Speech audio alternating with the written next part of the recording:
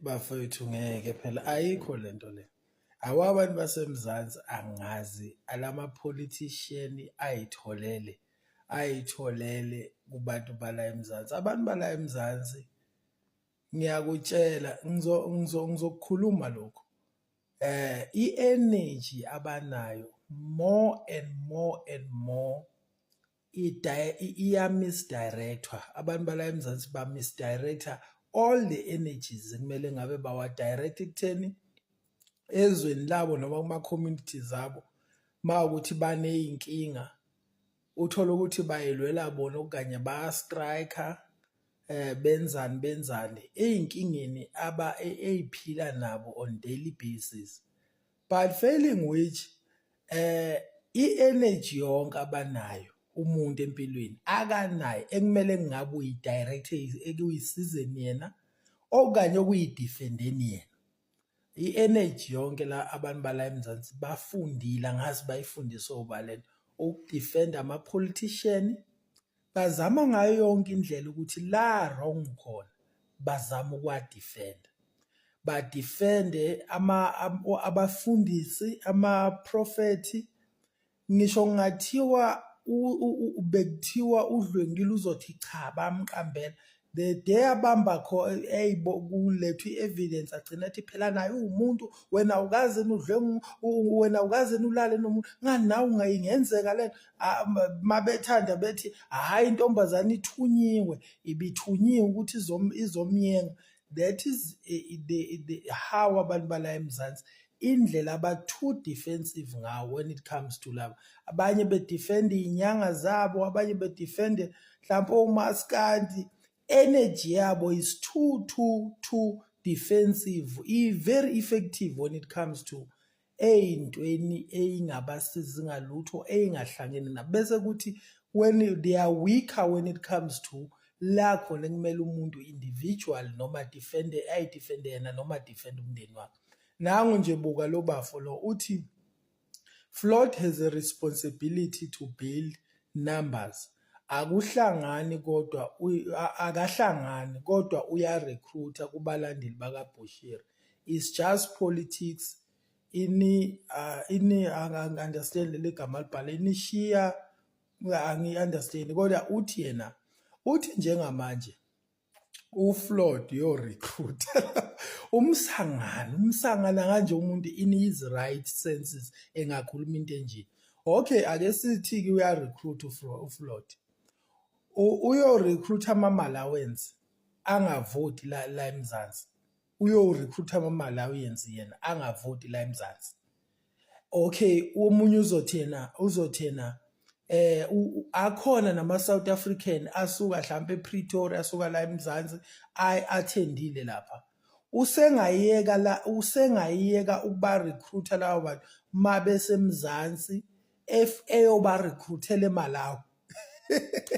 Umsangano bantu bakithi phumani kwimsangano because the moment uzama ukudefenda umuntu wrong uyithola usukhuluma into engayenzi sense noma ikuphi ibambe leyo uyabona ngisho ngathi umfowenu ngisho ngathi ubani umthandayo uzama ukuyomdefend wrong uzokhuluma umsangano yokugcina ukhuluma izinto engayenzi sense uthi udefender ngokuthi usuphambana neqiniso.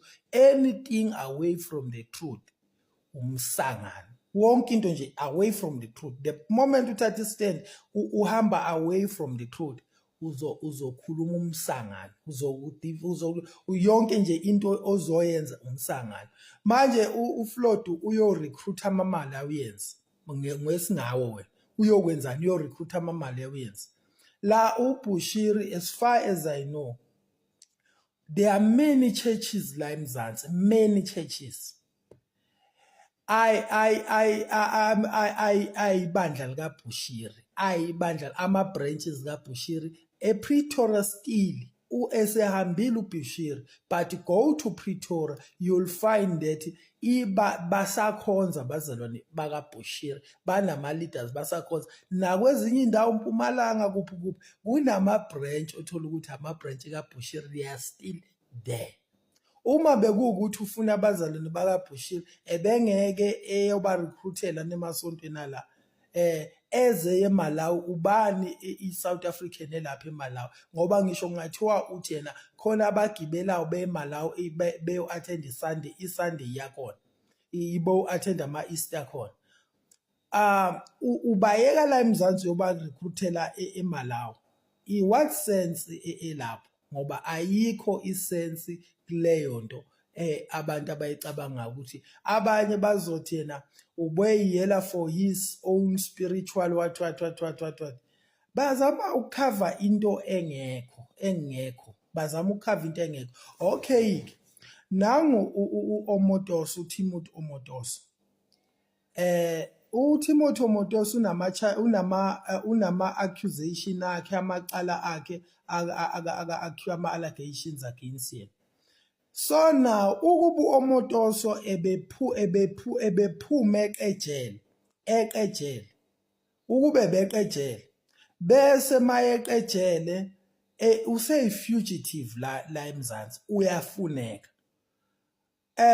Nithini mangaba ukuthi bekungaba nepolitician esontweni lakhe la khona benizothini, eya esontweni lakhe la khona benizothini? Ngoba phela it's the same thing lento eyenzeke kuBushiri la. uBushiri is a fugitive la eMzansi. Akukhona ukuthi nje unamacala kuphelela lapha, unanecala elingujikhwibu kuyimanje ukuthi wabaleka kanjani la eMzansi, waphuma kanjani kwi-border, wama ukuthi i-private jet yaphuma kanjani la eMzansi, kusenento ekusamele uyi-fugitive la eMzansi. Nina ama-leader enu nibona ku-correct ma ukuthi akwazi ukuyovakashela ama-fugitive, abantu ababaleke la eMzansi, ababaleke through ngokuthi banamacala la eMzansi, at the same time futhi weqile la eMzansi. I-leader yenu iyohlangana naye, iyona nto right leyo, noma i-leader yenu ithi iyolanda spiritual impartation kumuntu oweqile onamacala la eMzansi, uyolanda spiritual impartation iyothandazelwa yilowo muntu. Is that right? Uma ku-right lokho engqondweni yakho une-problem, you still have a problem. You still have a problem. Uyi-backwardness, uyi-reason lama-politician eqhubeka exhaphaza abantu ayazi ukuthi they are reasoning vele. Ifiti igullible iyamukela nanoma yini abaqhamuka nayo futhi bajabulela kakhulu mawukuthi uqamba amanga. Lawo manga abo bayawapresenta kuwe and then wena usuyobasiza ukwadefend. Yazi ngibuka ama-politician ngendlela ayitshela ngayo.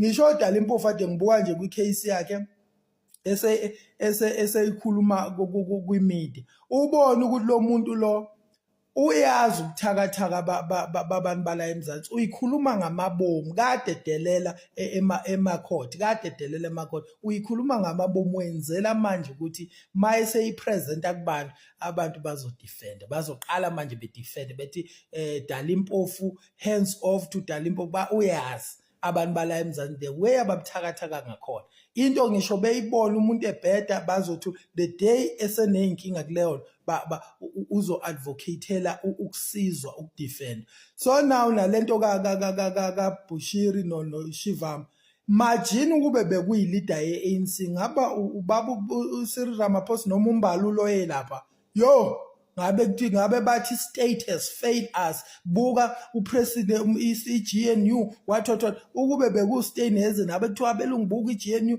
ukube bekuMalema buka uya kwisigebengu what umuntu onamacala la eMzansi what ukube bekuyinanoma yiliphi leader ye-political party, ngabe it's a mess, ngabe kuzwa. Kodwa manje ngokuthi MK hayi is part of inakunjani chess playing, is part of chess playing, ba assume ukuthi uyazi baba uthi wenzani. ukuthi ungayovakashela a fugitive, umuntu onama-strong allegations against him, wena uya kuye, usuka la eMzansi uye eMalawi uya kuye, uyele for what? Ngoba there will be a time la nihlala khona phansi nidiscussa iy'nkinga zakhe lo muntu and iy'nkinga zakhe ama-merits ecase yakhe ela eMzansi nizothini-ke ngale about